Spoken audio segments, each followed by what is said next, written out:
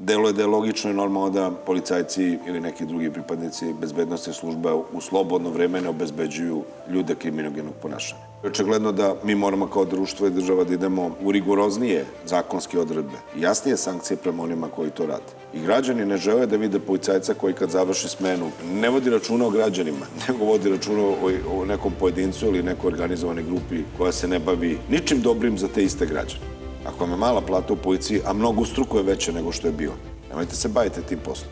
Mi moramo ući u čvršći obračun, zakonski naravno, sa ljudima koji se bave tim stvarima. I građani to očekuju.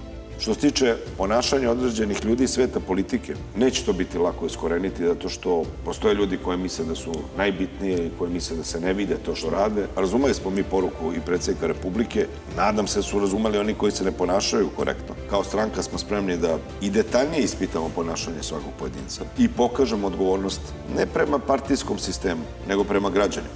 I je to masovno, ali ima pojedinaca. Mi ne smemo da dozvolimo da to postane normalno i ne smemo da dozvolimo da to postane učestalo. Kada se desi, mora da bude sankcionisano.